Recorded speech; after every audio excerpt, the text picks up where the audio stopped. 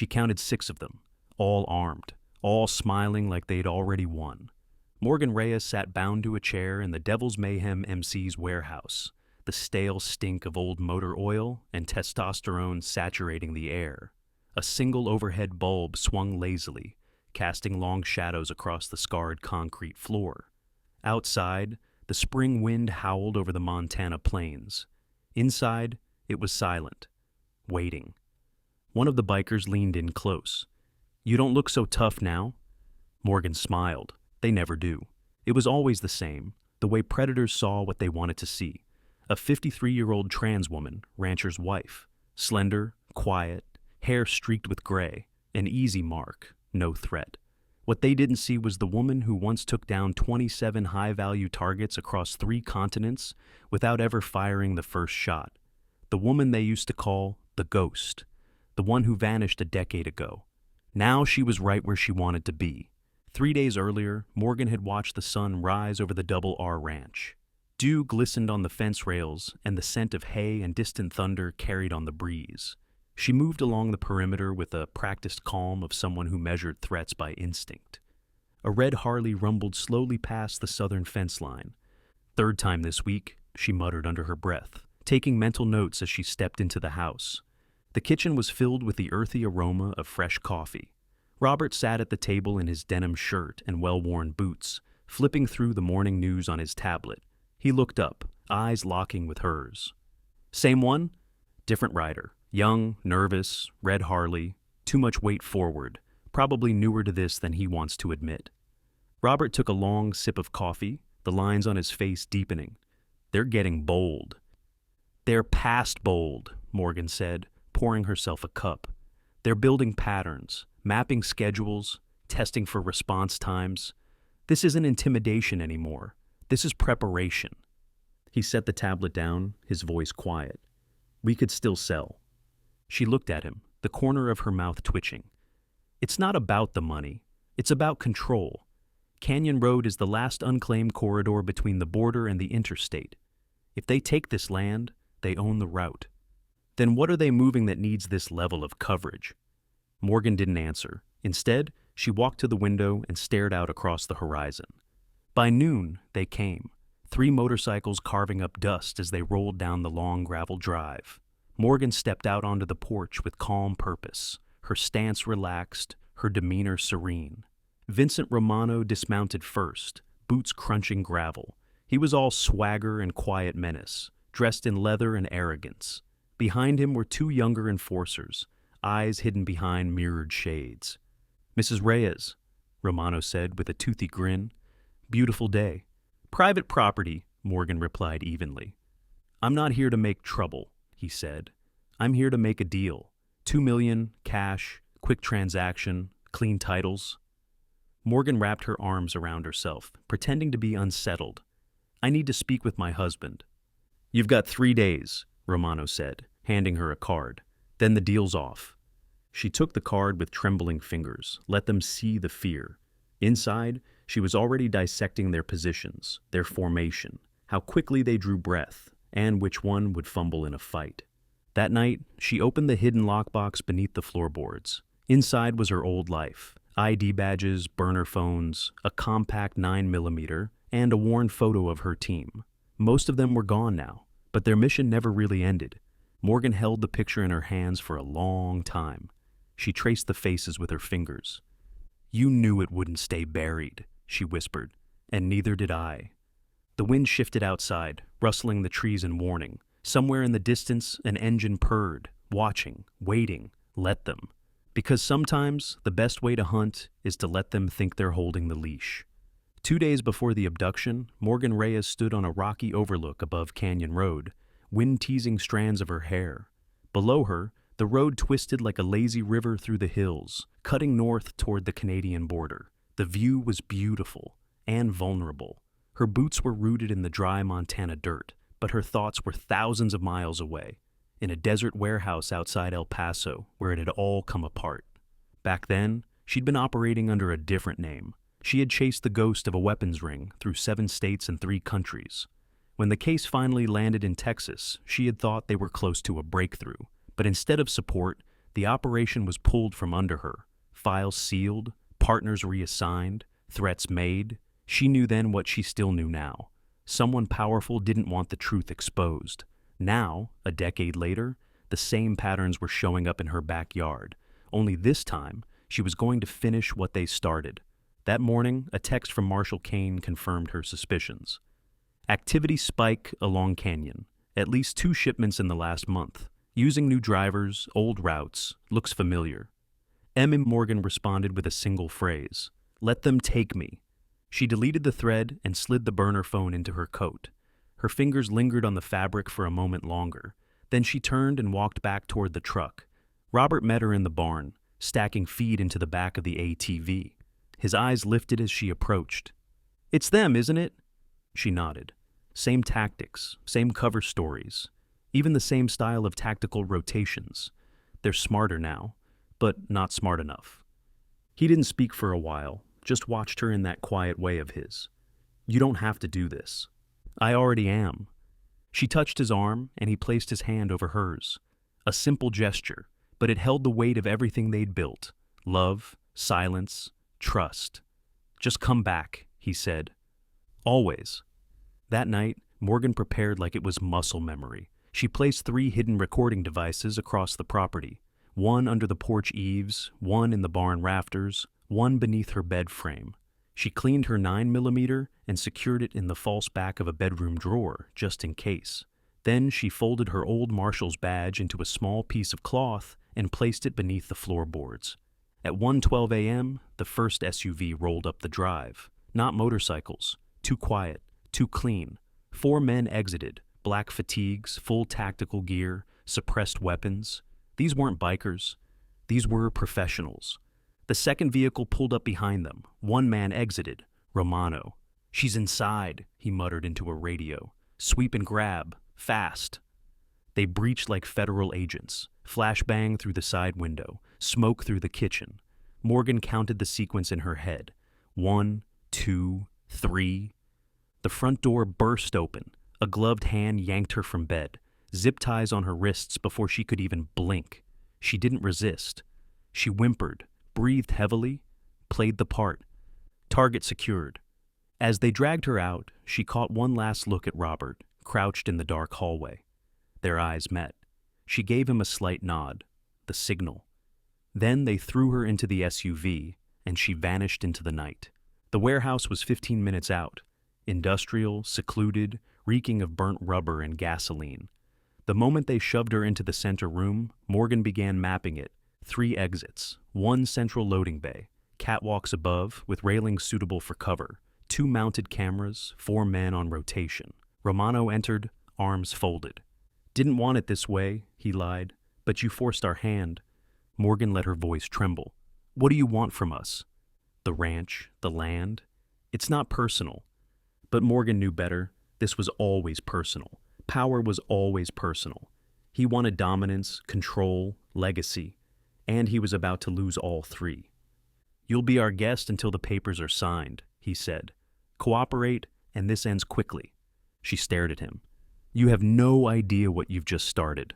He smirked and walked away. Morgan stared at the door. The cameras, the lights. Let them believe they had her, because the ghost hadn't vanished. She was evolving.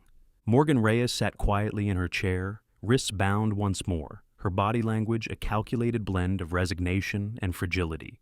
She'd let them tie her again after the forced relocation within the warehouse, this time to an office chair bolted to the floor in a room lined with 2-way glass. It was all part of the show. They needed to believe she was broken, or at least bendable. But the ghost didn't break. She adapted. She spent the morning memorizing patterns, guard rotations every 2 hours, lunch shifts at 1300 hours sharp, and a surveillance blind spot every 21 minutes along the north corridor when the primary camera pivoted. It was almost laughable. These were men trained to follow, not think. Romano may have grown devil's mayhem from backwater scum to pseudo-paramilitary machine, but he hadn't bred independent operators. He bred dogs. Only one of them wasn't barking like the others. James, the youngest of the bunch, still clean-shaven, eyes that hadn't yet dulled from too many bad decisions. He kept glancing at her, not with menace, with worry, with guilt. He was the soft edge in the serrated perimeter. That evening, Romano returned with a fresh threat disguised as charm. He poured himself a glass of whiskey from a bottle he'd brought, like this was a negotiation and not a hostage situation. "Still no word from your husband," he said. "That's not very supportive of him." Morgan tilted her head slightly, feigning confusion. "Maybe he doesn't negotiate with terrorists." Romano chuckled. "Oh, I'm not a terrorist, Mrs. Reyes. I'm a businessman." "That's not what the ATF calls people who run radioactive cargo through border states." His smile froze. He hadn't expected her to know. That was the first crack. She watched him process, then mask. The ghost still had her edge. "Interesting theory," he said, standing. "Sleep well." He didn't look back as he left, but James lingered. Morgan waited until they were alone, then whispered, "Force Recon, right? 2 tours?" James stiffened. "What do you know about that?" "Everything. You stand like someone who used to scan rooftops. You flinch at overhead noise, and you keep watching me like you're waiting for orders you haven't decided to follow." He didn't respond, but he didn't walk away either. "This isn't you," she said softly. "You signed on thinking this was security, maybe muscle, but you saw what's in those crates, didn't you? Those aren't guns. That's uranium shielding, compact, marked, tracked, and if you're caught holding the bag..." James exhaled slowly. "I'm not a traitor. Number? But if you stay, you will be." A long silence passed. "What do you want from me?" Morgan's voice lowered. 5 minutes, in the Radio Shack, I'll make 1 call, that's all. You walk away clean."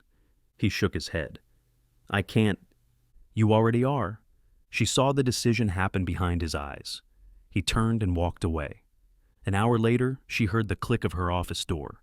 James slipped inside and handed her a sat phone. "You've got 4 minutes." Morgan didn't waste a second. She keyed in Kane's number. When his voice answered, she gave him 4 words. "Confirm El Paso 0. Tonight." She ended the call, handed the phone back. "You should leave now." "And you?" "I stay until it burns." He nodded once, then slipped out. Morgan sat back down and replaced the zip ties. Let them see the prisoner. Let them believe. She stared at the wall, heart calm. Because now, the trap wasn't theoretical. It was live, and it was baited. At precisely 4:17 a.m., the first breach team crossed the northern tree line. Morgan Reyes felt it more than heard it.